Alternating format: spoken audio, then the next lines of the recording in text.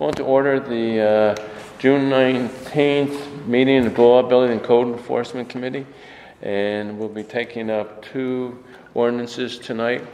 The first one we'll take up is an ordinance ordinance 1161-19, and it's pertaining to vacant building registry. And we have with us tonight members of the committee, Michael O'Brien, myself, Joe Igo, and Musa Wanane, and Mr. Tom Hoey, sponsor of one of the bills, and Jared Pellerin, counsel for the council. How's that? I'm going to start first with, I guess, what do you want? You want to do it, or you want him to explain it? Yeah, you can. We can go back and forth, but okay. I'd like to say urban blight, particularly in this city, has been a major concern, and it's not unique to the city of Albany. It happens all across many cities, and I believe that taking these type of progressive actions to address and be proactive in addressing some of the urban blight issues that we have is a step in the right direction. A couple of weeks ago, working with Commissioner Rick LaJoy on amendments to the vacant building registry, we want to make sure that we're being proactive in the way we address some of the abandoned vacant properties. So right now we're making changes to the registry in order to improve compliance and also effectiveness of the registry. So we made 3 amendments to the vacant building registry. One of the amendments... Okay. Now, what is this amendment from when it was first introduced? No, it says winterization of the property. This is the most recent, I think. Has it changed since it was introduced? Oh, yes. And, I'm going to let Rick speak on that. Okay, all right. Some of the changes that we made to the amendment. Okay. Yeah. So some of the changes that we're making right now is requiring all registered vacant properties to be inspected by city officials. This is a step in the right direction because it allows our city officials to know the structural problems that some of these properties are and conditions that the property is in. Mm-hmm. And if we could address it early or let the owner know, maybe we could make some proactive actions to prevent it from being demolished. And we've seen it all across the city where very too often by the time that code enforcement is notified of a property that needs to be demolished, it's too late. And I believe that being proactive in addressing this is a step in the right direction.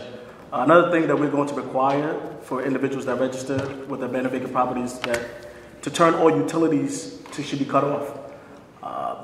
You look at certain cities that have vacant abandoned properties, and you see structural damage, you see fires that occur because some of these utilities are in there. You have orders that are breaking in, doing all type of activities inside some of these properties, and it's very too often it causes some damage where police and fire has to be involved, where property will catch on fire, and fire department will have to go there and rectify the situation. By then it's too late. Another requirement that we're going to make is to winterize of the vacant abandoned property, which is to drain the lines, turn off the power and gas. And right now, I'd like to pass it to Rick LaJoy to say a few words. Okay. So the first part of it is adding the interior inspection on a yearly basis when somebody comes in to register their building as vacant. What this will do is going to give us access to buildings that we don't necessarily have access to. What we found in my tenure in the city are over 90% of the demolitions that happen are based on water infiltration, and we have no knowledge of this, happening, or we don't know what's happening until we're called there as an emergency and it's collapsed. And I've had 3, in particular, demolitions in the last 2 months that I had been in the building. One was a year and a half ago, one was 3 years ago, and both of those buildings all 3 of them are about the same. They had minor roof leaks that went unattended, and a year and a half later, and 3, respectively, ended up being emergency demolitions because the water infiltration was just too much. The weight, our structures are very old, so they just can't handle that kind of problem. The weatherization, as we're calling it, is just basically the requirement while we're in there inspecting to make sure that it is weather tight. So whether it's boarding up windows, replacing windows, patching a roof, replacing a roof, tarping a roof, whatever it might be to stop that water infiltration, we're going to require that they take that action because, again, it's that water infiltration that leads to majority of the demolitions. The winterization is based on cutting all the utilities. Gas is a no-brainer. We had a house 5 years ago in Schenectady, vacant abandoned house. The gas was left on. There ended up being a leak. The house exploded. I was with the county at the time, and our directive immediately was to go to every vacant building that was under my responsibility and get all the gas shut off because we certainly didn't want that to replicate. Shutting the power off helps to eliminate people wanting to go in there and squat. If there's no power, there's no reason really to be in there. There's no chance of heat. They're not going to plug something in, but it's also going to help prevent some of the fires that have started with squatters getting into buildings with power. They're mixed with that water infiltration. It's just a bad combination. And then shutting the water off to the property. So where we had buildings that may not have a water leak through the roof or a window, we found we get what we call urban mining. So people come in, they know it's vacant, they strip all the copper out, break to the water meter and maybe the meter, and now we have water gushing into the building for sometimes months before we get it, until it reaches our somebody calls in it because it's now elevated to the level where it's coming outside the basement windows, and that is catastrophe waiting with your foundations. Again, we're in a very old city. The concrete is not the same as it is today. There's no rebar in it. It's just basically sand. So by cutting that off, you also eliminate the requirement to drain the remaining lines. Again, if someone does come in and decide to rip the copper out, I'm not going to worry about flooding. So we're just trying to cut all possibility of fire and water infiltration, and we have the best ability to do that is to get access into these buildings and lay eyes on them. It sounds good to me. My question, I think we went over this when we were updating this 6 months ago or whatever. What are we doing with houses that are for sale? For sale and also snowbirds. Especially with a realtor or Sure. whatever. Yep. So there's already a provision when they made the change last year that allows people that if they're going to be selling it and they give us proof that they've listed it with a realtor, we can give them the waiver. They're not held to the same requirement of having the inspections and that kind of thing. But if it's for sale by owner, they have to follow this. They do, but I do have the ability as a director to be able to waive, or I might still have them register it, but I won't charge them the fee, whatever it might be, because these inspections are not going to cost the resident. We're not charging to come out there and do this inspection. Yeah. I think the money the city will save in these emergency demolitions and being proactive, it's not worth charging somebody, adding another burden that they've already got. Yeah, I mean, this is all great. My concern's always been someone might be in respite care or something, or in a nursing home for a while or whatever, and we don't, Yeah. I mean, you got to leave that up to a lot of times the neighbors telling us or something. Correct.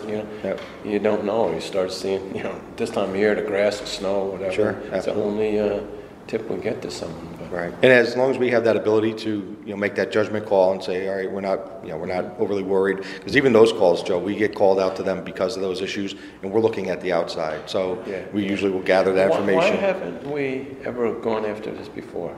You haven't been here now. I have not been here. I mean, I can tell you personally. When that house was allowed me 20 years. When I was with the county in 2013, and I was charged overseeing all, it was before the land bank was even a thing. I was screaming it from the mountaintops. I couldn't say this enough. I've been saying if I'm ever blessed with the opportunity to have the ability to affect this, I would do it. So I don't know why. It seems so like a no-brainer and so simple. And because you look and we keep saying, all right, we don't want these demolitions. We don't want these demolitions. Well, we need to get the buildings to a point where they're not in that condition. Exactly. Because by the time I get called there now, it's too late. So now you mentioned watertight. Yes, sir. Okay. When you're there, you don't really know the condition of the roof up there. Correct. I mean, it might not be in there then, but you start, you know, That's right. So on a yearly basis, if we're in there, so if we miss a leak, right? If I may also back up, we're also in the process of getting a drone for our department. So we're going to be doing exterior inspections, rooftop inspections daily. I mean, we just won a grant. We're in the process of, and it's for 4 licenses, for a drone with 4 licenses and all the training. Oh, great. That's good. Yes, sir. Okay, start with Yes, sir. Michael Bryan, question? So what's the situation with houses that are routinely vacant during certain times of the year? People go to Florida. Correct. Do they, So they have the same, the last one. they have the same ability to inquire about so here's what will happen. So So, like section L? so if somebody does not register their building, what ends up happening is, once we're made aware that it's not registered, we'll send them a notice of violation. They're gonna contact us and say, hey, you know, because it happens currently. Hey, you know, I'm in Florida for 3 months. I'm not going to be back. Fantastic. Check it off the list. We have the ability in our tracking system to know that building is, you know, primarily, you know, a snowbird. Yeah. We're not going to, you know, bother it. And if anything changes in that, we'll catch it every year as we send those notices out. I wish we could get the people to let the police department know that they're going too. That'd be very helpful. Yeah, I mean, when we hand out the slips for them, that, you know, that the community cops do, and beat guys, hand them to them, and some people fill them out, and well, they think some people say, oh, geez, when their house is around, I wish I did that. I think they're afraid that that's going to let people know it's not occupied, when in fact it's to let us know it isn't occupied, so we then can be aware and watch it. But anything else, Michael? no. So my question is just your question, your own bill. My question is, I think, can you speak a little bit more about the impact that this is going to have on the city? It's going to be huge. I honestly believe if this is enacted and we start going through it in less than 5 years, I really don't believe I'll be standing at another emergency demolition unless it's a catastrophic fire or something that's out of control. I don't think we'll have a demolition by neglect. I honestly just don't think it's going to happen. I can believe that. I mean, if this was in place 20 years ago, that house would have been demolished. You know? But this doesn't cover the guy who doesn't even bother to register. So the guy who doesn't bother registering, so too bad for him. He's going to get cited. He's going to go through the process. We'll have him in court, and we'll use every means that way to prosecute and try to hold that. You know, that'll be part of their fine. Is they're going to have to give us the access. How are we doing since we updated this code as far as people registering? It stayed about the same. It was actually a little bit of so I was looking from 2017, 18, and current. We actually had more registrations in 2017 than we did 2018. But for 2019, we're projecting, you know, we'll surpass 2018. Yeah. And but so aside from this, another thing I'm doing is with that grant, it's also to go towards new software. The software I'm going to have will have the ability to generate a notice of violation. So for instance, if you register today, information will go into the computer, tell us 1 year from today, it's going to automatically set up an inspection so that if they don't register, it'll automatically generate that notice of violation, so it puts them on notice. We got to get that to an automated. Right now, I'm doing it by hand. Yeah, I got a few questions, Rick. Sure. And you kind of answered one with the drone, because I was going to say, you go in, are you going to take photos and keep historical photos? They well, as they always do now, they take photos of any violation. So, you know, one of the things that didn't necessarily need to be written down, but it will, you know, internally we know this is not going to be, we're going to come in there and we're citing you for a missing spindle or a missing handrail. You know, we're there to make sure that it's watertight and structurally sound. Yeah. You know, because if it's vacant, I don't really care if there's a hole in your sheetrock. I want to make sure that we're limiting the possibility of any of this water infiltration and fire hazard. Now, say I have a building, and that's where maybe I got confused Sure. on this. I have a building, and you know, this year's been a lousy year. I can't get in and work on this building. Yep. But I plan on doing it next year. I can go down to the building department, pay the amount, you know, it looks like $250 for the first year for a small one family. Yep.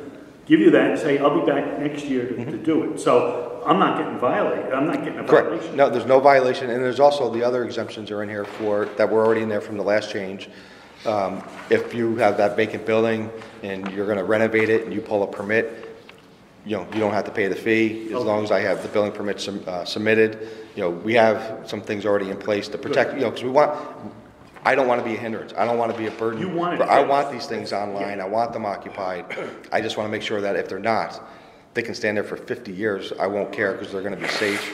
And, as many of you know, I received a head injury from a vacant building.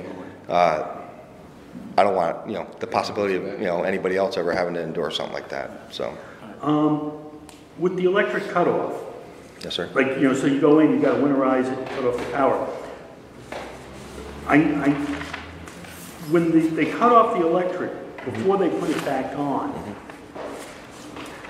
is there a problem getting it back on from National Grid? It's a they standard. They have to get a permit. They'll have to get a permit to make sure. So anyway, any vacant building that's coming back online, period, we do interior inspections to find out, because they might say, I have this vacant building, I'm just gonna add some cabinets and paint it and get it back online. I mandate that my inspectors do an interior walkthrough before they issue any permits to find out, because a homeowner may not know, hey, you need to address this foundation wall while you need to make this part of your permit. So we're already proactively doing a walkthrough as they're coming online, and they pull the appropriate permits. We get the power turned on and move forward. Great. And you had the thing about the property insurance. I know because when I moved up from Queens, when I got, my house got robbed, and when I told them, well, I'm living up here now, I'm trying to sell the house, they canceled my insurance. Yeah. Because you got to be living in the house. Is there provisions, do you know, and I'm just questioning for if you do have property like that, is there a way to get insurance? Or? Absolutely, yeah. Okay. Unfortunately, we just had a demolition yesterday, vacant building, and the guy had did have insurance, thankfully, so. Okay. It'll cover. So they do offer it even though the building's vacant? Yeah, I mean, some people are having to shop around now. Some people that live next door to a vacant building are having a hard time getting their insurance and keeping their insurance because the hazard next door, it's too much of a risk, So I think even this will help, them secure their insurance, because now, hey, we can show that it's, it's winterized, it's weatherized, there's no power, there's no gas. The likelihood of something happening here is far less. So this will definitely help. Right. And then the last thing I wanted to ask about, as you said, Albany's an old city. Say we have a building that's over 200 years old, and do we contact like the historical society to let them know that this building is pretty much it's being neglected or vacant? Do we do anything with them? I mean, there's nothing that happens automatically, but I have a really good relationship with Pam and Carrie. With all of them, we actually communicate, and I think they sent you all a letter of support for this. We are in constant communication. Good. So they have a list that they work off of buildings that are important to them, that they know are vacant, and we had our own list, and we've combined those lists, and we're constantly monitoring both lists. It's important because that's the history. It's very important. You hate to see buildings like that. Sure, absolutely. If we can save it. Thank you. Appreciate all the work you've done. Thank you. Okay, I want to take public comment on, Before we vote? yeah, before we Do you want vote. to? I do have a question. Yes, ma'am. I'm sorry, yeah. I am concerned sorry, Judy. that we don't have a lot of the buildings that we know are vacant registered. And this is only saying at the time of registration. Correct. So it's only as good as the people who are complying with the registration requirements right now. Right. What is your current process for now sending notification to people regarding what the requirements are and that they're going to be fined if they don't? Sure. So you came in after I did address this, so which is fine. So currently, our software does not allow me to have an automated notice of violation generated to say, hey, this thing is expired. So I'm manually sending out these notices. I go through the list. I manually send them out. I set up inspections for the date that they're going to, and then that inspection pops up as an inspection, and it says, look to see if they registered. If they did not register, we send a notice of violation. So we just won a grant, and with that grant, we're getting a drone and we're also going to be getting new software, code enforcement, that will be, primarily I need the automation of a lot of this stuff. Same with elevator inspections and, public assembly inspections. I need all these things to automatically generate so that as they expire, we get that notice out immediately. But we're talking about people who have not even registered. Correct. So they'll have, they just go through that process, the same process. We send them to court and we go through that process. I can't, Can you send us a copy of your form correspondence to vacant building owners? It's a notice of violation. It's not a correspondence. They just get that generated notice of violation with the code that says failure to register, and they have to register it.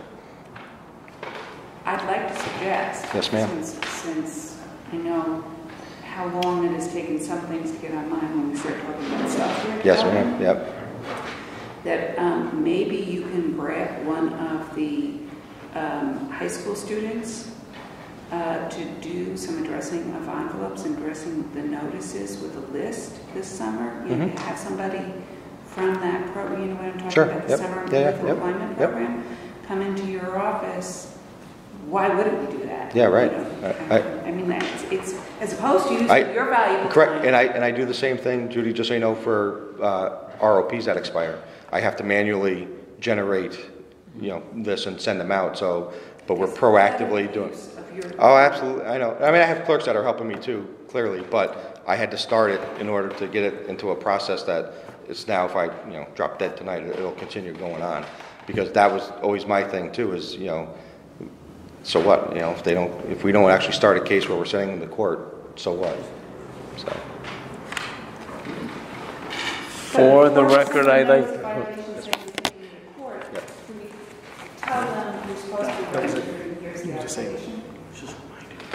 No, so we used to send out a notice that said, for the ROP, in particular, your ROP expires in 30 days. So we spend all this money on mailing, and those that comply, great, they comply. But then we had, a couple hundred that didn't comply.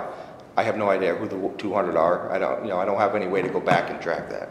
So I said, I'm not going to waste money on telling them you got 30 days until it expires. Now I just wait till it expires, and I just send that automatic violation.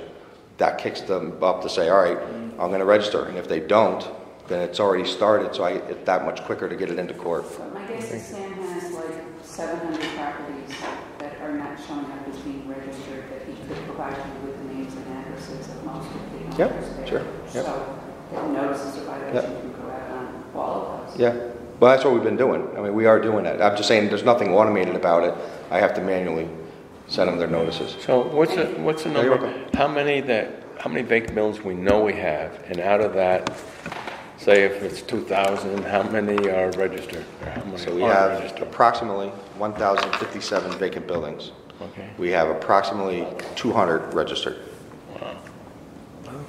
Well, we're hoping for better than that, but no. Yeah. So we're still trying to track some down. We can't find the owners where they are. And correct. So, but again, we've never had any proactive sending out these notices of violations, which I've just, I needed to get the ROP ones into a process. So now, as we transition into doing it with these, but we're getting there. We're getting much more aggressive. Again, like Rome wasn't built in a day, and I think that this is just a start. And 1 minute. 1 minute. For the record, I'd like to put on the record that Councilperson Dochette and President of Council Corrales are now present with us. Okay, so. Two quick questions. One question is reference to, you said drone. We apply for. What is that drone going to be able to do? The drone is going to be used. It's part of our vacant building grant, and it's going to be used to do exterior roof inspections. We're saying on vacant buildings, but it's really going to be used across the city. We'll have quadrant areas that we can say, let's go look and see what's going on. Another question come up about the drones. Yes, sir. They were going around the community looking for input. There were concerns of privacy and this and that. Yep. And I don't know if the city has to come up with a policy for them. Yes. Yeah. And are you working with the police department on that, or? Not as I sit here, but I'm sure we will. I mean, because we have to go through the licensing. Okay. You know, we got all the training that's going to come with that, and we get 4 licenses. We do know that we can use them. We can use them in the photographs we're allowed to use as evidence for notice of violations. So we do know legally, you know, and Rob McGee is, he helped, you know, actually secure the grant for us, so. Yes. And- There'll probably be some policy. Second question. Yes, sir. You keep saying vacant. You know, when I was on the council, I really wanted to stress the difference between vacant and abandoned. So are we back to just saying vacant? So last year, the amendment changed it so there was no longer 2 definitions. So it is now, if it's not occupied, it is vacant. But if they're paying taxes? See, I don't know why because I differentiated on purpose because there's a difference between vacant. Original author of the legislation. Yes, sure. going back. There's a difference between vacant and abandoned. Vacant means it's empty, but they're paying taxes on it. So the city really can't do much but say register your building or make it register. But abandoned, that means they're not paying taxes. It's just sitting there. So now as a city, if we know it's abandoned, now we have to figure out, okay, what are we going to do with this property? It's obvious this owner is gone with, they have no claims to it, they're not paying taxes. What do we do about it? And that's what the difference, because it made the city focused on being able to say, well, we have these many vacant, and there's nothing we can do, they're paying their taxes. You know, Sure. we can just check on them, see if they're upkeeping the roof like they're doing now. But if they're abandoned, that's a totally different. And I 100% agree with you. So that's why I had this conversation why all they the were time. separated, because we really should know that, because vacant is different than abandoned. Right. So I can tell you for boots on the ground, they decided to consolidate it, you know, because it happened before me, because there was too much confusion for the fire department out doing vacant building inspections. You know, what constitutes vacant, you know, and it used to be if it was either had a board on the window, it wasn't locked by normal means, But or, that's you know, how or a the law violation. states. Correct. All states clearly what a vacant building is, what a We abandoned. changed it. Why? We changed That's what he's it because vacant buildings tend to be an eyesore, permanent eyesore in the neighborhood. And then that leads to them becoming to the point where they're. Well, we're having different conversations here, so we can listen. I'm hearing you. So. Vacant, the regular registry was for buildings that were not occupied, but owned and person was paying taxes on. Abandoned is not occupied, no paying taxes, no known owner. That's a totally different. Doesn't that go to the land bank after 2 years, though? I thought that was the process. Is it, Rick? We have a better mechanism now for dealing with the abandoned buildings and not paying taxes that we do for the vacant buildings where people are. So all our vacants, if they're abandoned, so let's just use this term. We have they go to the landfill.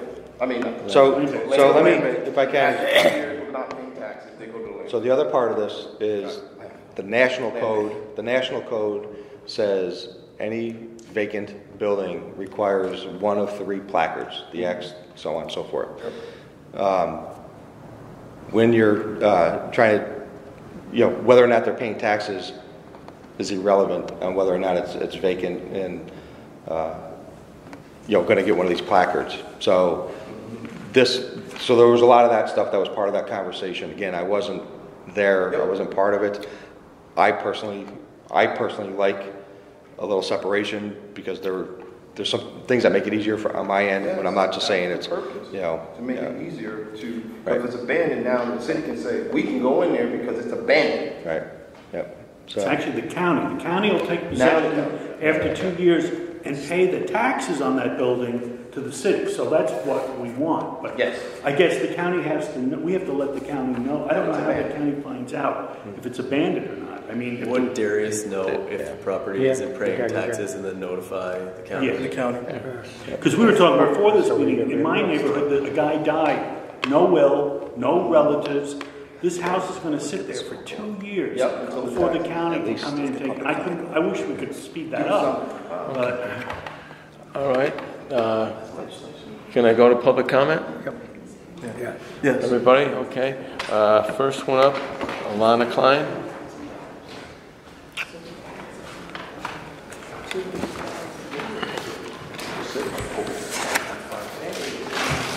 I'll keep this quite brief. First off, I do agree with President Ellis's point about abandoned versus vacant. And also, this is very important to finalize this legislation because I think you all remember this past summer, I think it was July or August, that vacant building that was or abandoned building that was torn down, and it ended up ruining someone else's property or something like that. Yeah, the next Oh, that's one with the shared wall? Yeah. Yeah.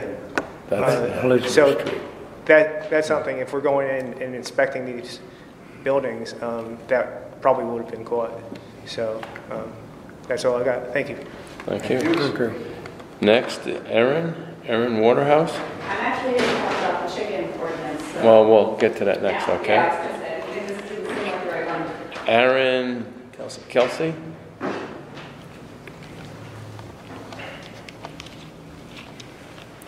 Good evening, committee.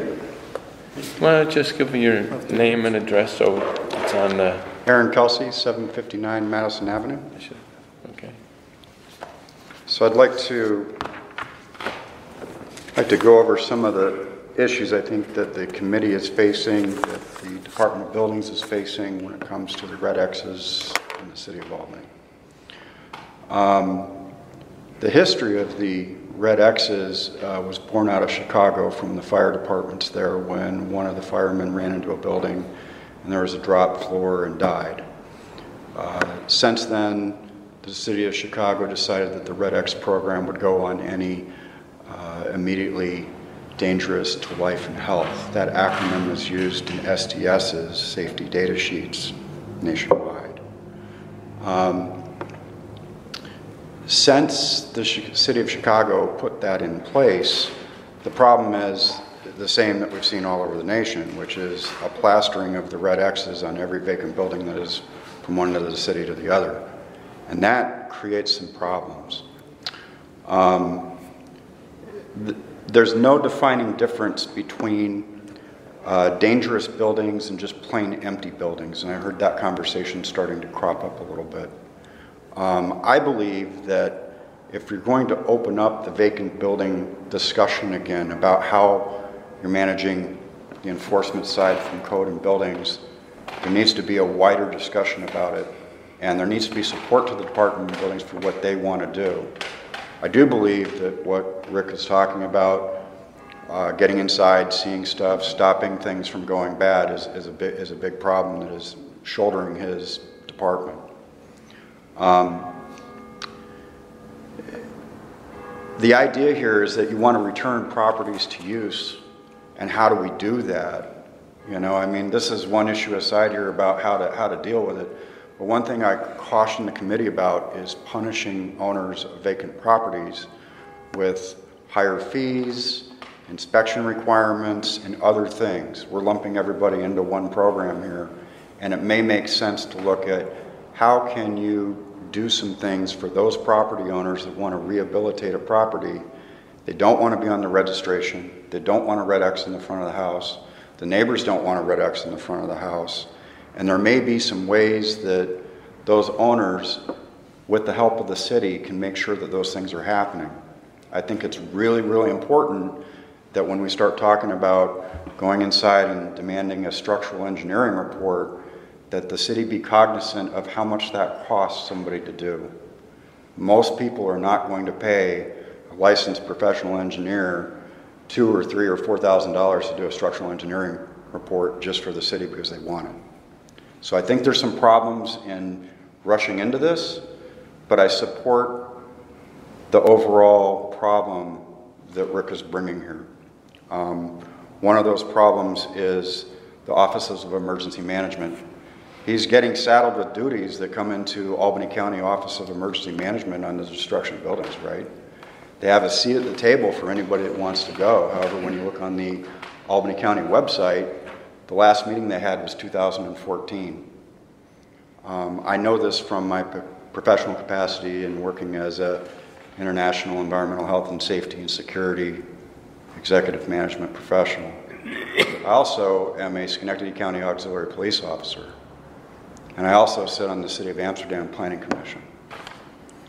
I think that there's enough here of interest and passion, not only from this committee, from Rick's department all the way up to, you know, everybody there, including the historic, division. But I think there's other people that need to be pulled into this, the chief of the fire department, the chief of the police department. These are serious things, and I'm not trying to compress what people have happen to them when they lose a house. I think we're trying to take one step at a time. This is a very important step right now in what we're undertaking tonight. Okay. So the placarding is done by the fire department. They conduct those inspections. Without having access to the interior of the building, that's what they've been doing. They will placard the X, because they'd rather be overly cautious. So in the last 2 months, a member of my department and a member of the fire department have gone back and re-inspected. We had 479 X buildings. We inspected, I think today they may have finished it, if not tomorrow. All of them will have been re-inspected and more, again, as best they can, more appropriately. So we've already went from the 479 to 400 X's. Didn't remove the other placards. They were just downgraded because they needed training internally at the fire department to know, they thought if it's a dangerous building, it gets an X, and it's not if it's a dangerous building. The / means it's a dangerous building. You have to enter with caution. The X is meant for the worst of the worst, the absolute do not enter. And we didn't make that up. That's a national law. So with this, we will clearly have a better idea. And to your point of requiring the engineer's report, which is what we're allowed to require every 6 months if we need to, you will see far less of that requirement, because our problem is it's the unknown. We're not in there. The owner tells us everything's fine. Well, you telling me it's fine and showing me it's fine are two different things. So if we are in there, you're not going to see that violation nearly as often, because we're going to be able to confirm we're walking through it. We know it's not hazardous to the point that someone's going to fall through a floor. It doesn't need the X. It'll still need a placard. It'll still get the appropriate placard. It just won't be the X. How many splashes do we have for? I don't have a total number, because we're literally, as I speak, we're finishing that today. No, so the requirement. We're going into a wider field in this piece of legislation tonight, and we have another one. Can I ask something about the legislation that may I didn't read it all, but for buildings that are not registered on our registry, does that allow us to go in and do, to make sure the building stays? If it's not registered and there's a violation, does our laws allow us to go in then to take a look at the building? If they're not registered and so they don't comply. Yep. Is that right? Yeah. So that's something I'm actually working with Corp Council, because that's the next step. We need to put that in. If they're not registered and they're violated, that should have right to go in. Immediately have us give the right to go in and inspect. But I don't know if we have. But I think it infringes on. All right, hold on. Let's get some order here again, different amendment. May I continue speaking? Your time's probably actually up at this time. You're gonna have 3 minutes. Yeah, 3 minutes we're giving you. Oh, Okay. sorry about that, guys. We're gonna talk. We can talk after this. All right. Does any council member have anything more before we get to the next person in public comment? Or we take that up after? Thank you, sir. Thank you. The next person. Oh, they're it. Now, okay. Do I have a motion on this piece of legislation? I make a motion to move it out of committee with a favorable recommendation. Second. All those in favor? Aye. Those against? Okay, it's being reported to the full council with a positive recommendation. Next, we're going to take up, what's the number on this one? They aren't leaving us. No.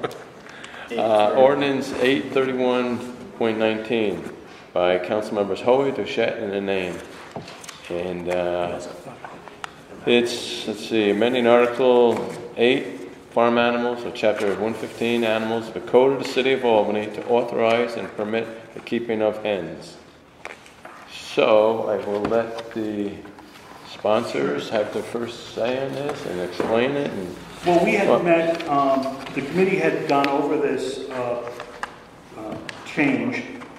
Okay, let me give it back up, okay? Our last meeting, we came to some conclusion. We all agreed to get a pilot project, and I believe some of the concerned people met. Rick, you had a lot of concerns. You're fine. Thank you, Doctor, for being there and piping in on this. Okay. So if you want to just go over basically what we did is we went over the recommendations that we heard and the concerns at the last committee meeting. We met Judy Owusu and myself met with Rick. We had Scott Kellogg come, who has a program going on, an educational program where they actually raise hens. And we made changes to the legislation which we feel addresses like 99% of the concerns that were brought up. Okay. So I'm going to leave it at that if anybody else wants to. Yes, I looked at it and I was, I think it worked out good. Yeah. I really do. And the only one feedback I did get was someone, when it sunsets, what's going to happen, whatever. We know that's not the intent. I don't know if we could word it any better. I'm sorry?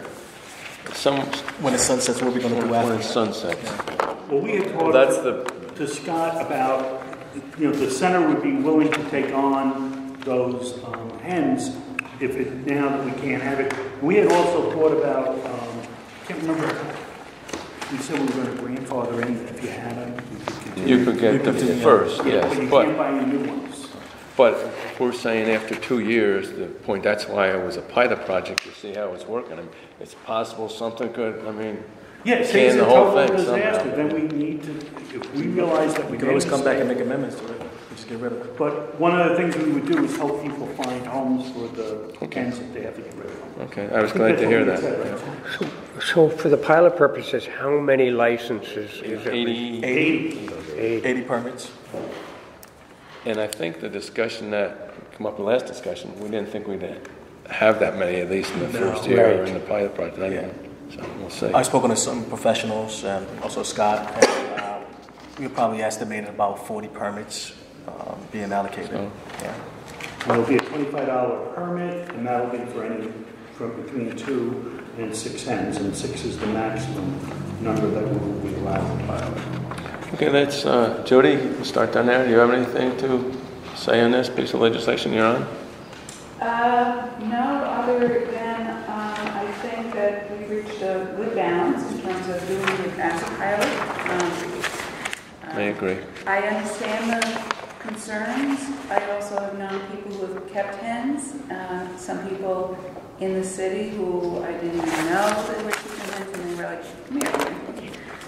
It was Tom. And my niece, when I went to visit her, she just had a hen sitting out, outside her rear door, very big underneath the, awning for her patio or whatever, and it was really non-intrusive, non-concerned. I think the difference between hens and other animals is they are going to be kept outside most of the time, and so that's a little bit different than your neighbor that has a dog or a cat. And so from that standpoint, there were adjustments made to make sure that any coop would be kept removed from the property line to some extent, and if it's not, then they're getting consent. And that was one of the changes you made, the distance between where they could be from a house, 25 feet, I believe it is now. And we put in, just in case, maybe you're 20 feet, that if you talk to your neighbor and you have written sign-off, we'll let a smaller distance. Mm-hmm. If you offer to give them eggs, we were thinking. So we did meet with Brian Shea, who's the staff. Does that fit into his keto diet now? Or? Go ahead. Mr. LaJoy, the animal control officer, Mr. Kellogg, and somebody from Corporation Counsel's office, and Jared, of course, and I don't know who else I'm leaving out, but robust conversation, frank talk about how do we address this, and we just worked the problem. I think we came up with solutions. We then worked on drafting it, and then we shared it with Mr. LaJoy, and he's fine with it. Yeah. Did you say Frank? Who's A frank conversation. Oh, I thought Frank said something. Question, do we have a written agreement with the Raddick Center that they're going to accept any unlawful hens that you... There's nothing current, but that would have to be something that would have to get started. They agreed to do an MOU, and Scott is probably talking, he can address that when he comes up. Oh, you're with the Raddick Center, Yes, right. So Okay. Okay. there was actually discussion with Brooklyn Corporation Counsel's office, was it Sarah? Sarah. So Sarah said that she would draft something for MOU When the for time this. comes, yeah. Okay. And not just for the Raddick Center, is also other, Oh, we have other people Yeah. that'll...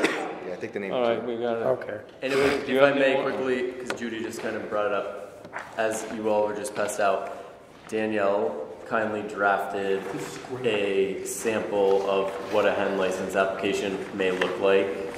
Obviously, pending this legislation going through and finalizing everything that's required within the application, but this would just give you a general idea of what may be presented to an applicant. I like this very All particular. right, hold on, Judy still I'm not has on the the floor. committee, but I would like for the committee, if it passes, hopefully I'll pass it out with a positive recommendation to authorize Jared to modify the supporting memorandum to actually reflect the current terms, because that has not been modified. And I don't know that when legislation refers to the first version and gives people notice to. So, so that would be one thing. So how do we do that? We don't put it right into the legislation, or do we? No, we just. She just wants the memo updated. Yeah, that's fine. Just ask him to update the memo, share it with the sponsors, and we'll review it. Okay. Okay, next, Michael, you have No, anything? I'm done. I'm all set. Wow, you're the man. Yeah, nobody else here? Rick, you have anything further? Corey? No? Okay, who's first? Scott? You-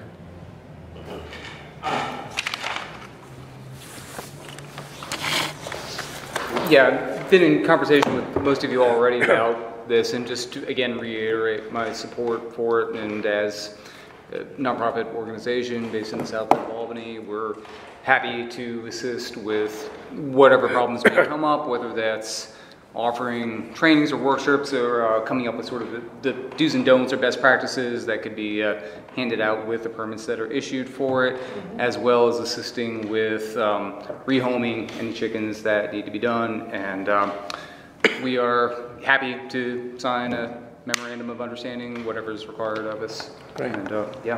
Thank you. Now, I have a question for you. All of your issues have been worked out to the best of your ability. That's a nice way of putting it, Scott, right? I want to thank you very much for your participation. Oh, thank you. Me too, Scott. And as, again, as a member of the Sustainability Advisory Committee as well, I mean, this is really what we're tasked with doing is trying to assist. And like I brought up last time, if you get it out to the public more, educate them on what's going on, especially, I think it'd be very helpful.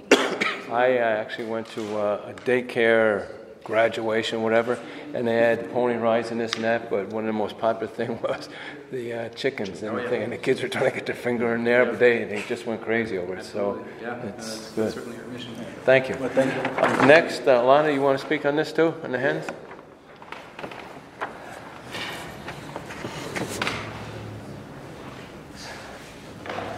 If you remember my comments from last time, I'm neither for nor against this legislation. Personally, if I had the opportunity, I would not. And no offense to Wusu, but I think the idea about getting poor people keeping chickens to get eggs, that's not as helpful for me. I think that's a ridiculous point, but we can agree to disagree on that. I'm glad everything seems to have worked out with Mr. LaJoy and Scott and everything like that. My main concern is I did not see anything in the legislation about extreme temperatures because it drops down to -30 and it hits like 120. So maybe it's just something to consider.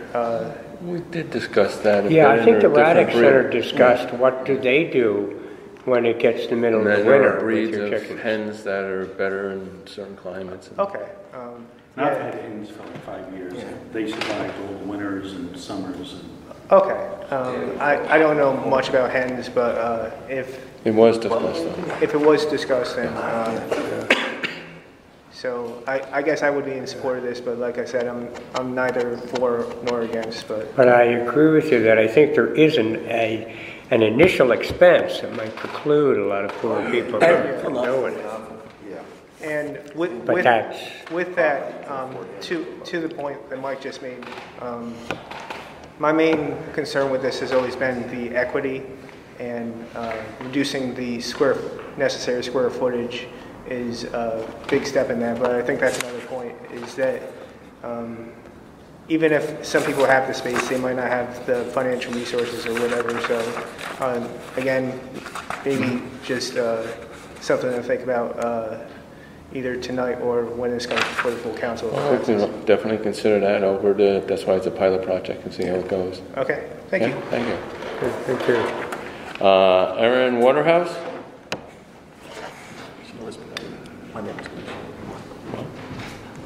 Hello. Hello. Hi, Erin Waterhouse. I've lived here for about 25 years. I went to St. Rose. I live on Madison Avenue, right by Knox Street. So I'm actually not here for myself. I'm more here for my brother and sister-in-law who've been trying to move to the capital region for about a year and a half, and they've not been able to find anything because they have chickens. Well, I think we all got an email on that or something. Oh, you must be somebody different because I haven't. Yeah, I just happened to. we talked on the phone. Yeah. I might have sent something out about it, Joe. Yeah, these are like her pets. My sister works for a vet. She is a broken wing mender, and these hens are her pets, so she goes above and beyond for them. They have been looking for, my brother's a contractor there. As you can imagine, the cost of living in North Carolina is a little different from New York, so they're trying to find something that they can live with within their means, that they can fix up, maybe an abandoned or vacant building that is sitting there being used as a drug hangout right now. But when I told them that there was a new potential for chickens, they were so excited, hens, sorry. They were so excited because I have a 2.5-year-old daughter that they're desperate to live as close to as possible. So I just wanted to say they are eager to move here and take up one of these buildings that's sitting there. They want to pay their taxes, they want to go to the restaurants, they want to go spend their money all around the city of Albany, and this is sort of like gets them actually one step closer to doing it. And having spent some time with their hens, you would never even know that they were there. They are so quiet, they eat bugs, they are gentle, they let you pet them. I had no idea that that's what they were like. So I just wanted to say hurrah. Thank you. Thank you. Yeah. Appreciate you coming Yeah, and telling thanks us for that. letting me talk. Aaron, you want to speak on hens? Your name's on this list. No, Speaking on hens too? No? No, it's Okay. Nobody else out there? Danielle, do you have any concerns? No? Okay. Were you included in this this last meeting they had? No, No? unfortunately. Okay, well, But you did as long as do- you're fine with it. She did the applications. Oh, great, great. Okay, do I have any motions on this floor for this piece of legislation? Yeah, I'd like to make a motion to move it out of committee with a favorable recommendation. Do I hear a second? Second. All those in favor? Those against? Okay, it's reported out to committee and hopefully be voted on Monday night. Sound good?